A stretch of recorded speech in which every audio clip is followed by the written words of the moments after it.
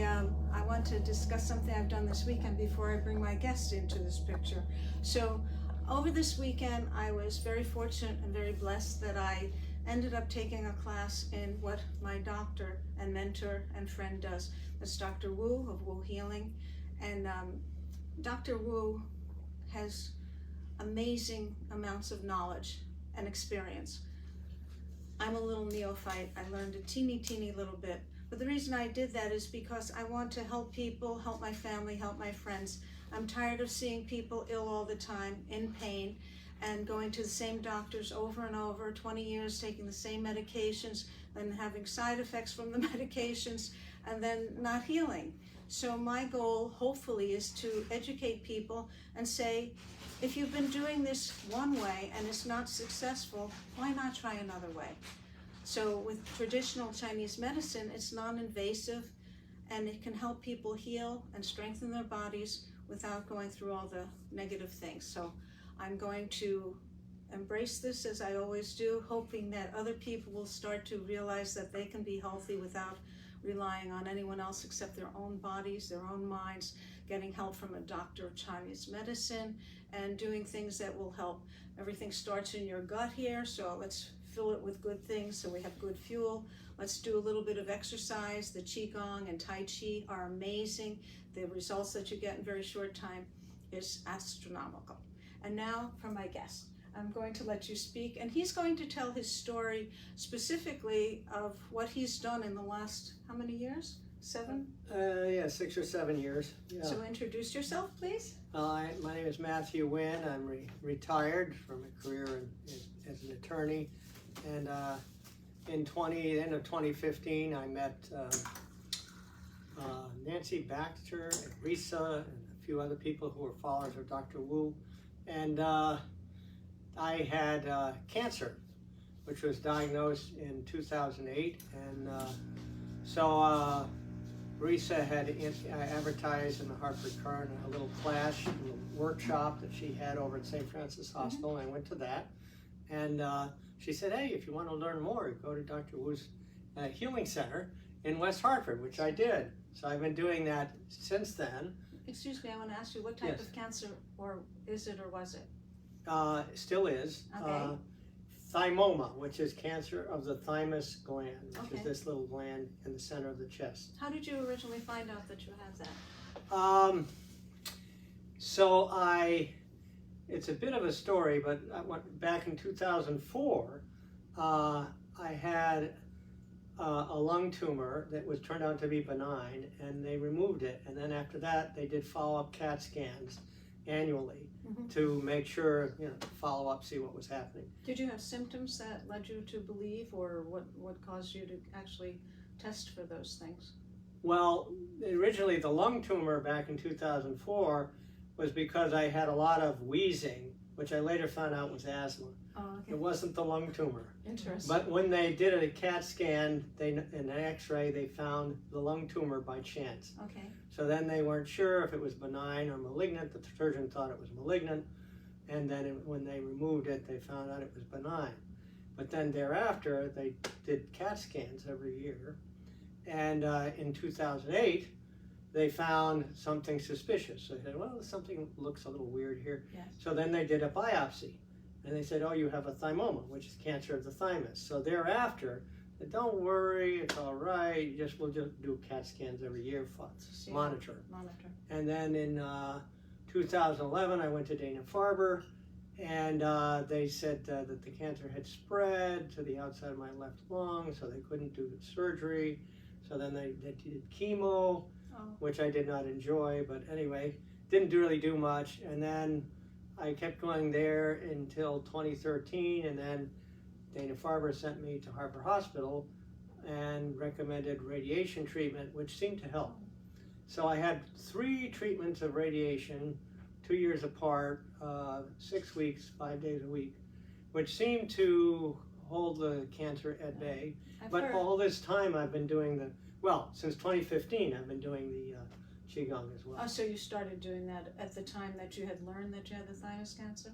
No, I learned that I had the thymus cancer in 2008. Oh, okay. And I didn't start coming to Dr. Wu until late 2015, early 2016. So that's when I started doing the Qi Gong. Yeah, I know with Chinese medicine, there's something about balance in our bodies, and that's a very important thing. Western medicine looks at things one way, and Eastern medicine looks at it differently. So we look at the total body and the root causes of different illnesses so that we can help heal our bodies, and that's what we are doing today. You've just taken a class, Matt, in a Qi Gong class, and you continue to do that. But once you learned about it and you started coming, was it something you said, let me try this and see what happens, or what were your initial feelings towards this class on Qi Gong and doing things differently than you had learned all your life? I wanted to try it. I wanted to see what, I was open, you know, I was open to trying it out, and I thought there's nothing to lose here. And also I liked the people here. They're very nice, And supportive, and the energy. And some of the people have had cancer, like Nancy Baxter and others. And so I really liked the people. I liked Dr. Wu. And also back in, when was it, 2001 or something? No, even way back, no, 1991, this guy referred me to this book called The Way of Energy, which was all about a form of Qigong where you just stand, like they call it Zhan Zhuang. And so I got interested in that. Let me see you do that. It's the horse dance. Okay, and that's what you do for quite a while, actually. Yeah. And it's amazing how much that helps people. They don't realize such a simple thing can help your body heal so well. Right. So what has your experience been now with the Qi Gong that you've done over and over? And, Well, and your cancer status. Well, the cancer status it's still there. It seems to be, last time it was checked, it was stable. Okay. So I go for periodic CAT scans to make sure that it's still stable, which I'll be doing in March, and we'll see what happens. They told me this cannot be cured, at least the conventional medicine doctors said that. So live with it, and that's what people do these days. They live with cancer. But with the Qigong, and Dr. Wu has said many times, cancer, everybody has cancer, don't worry about it. Yeah.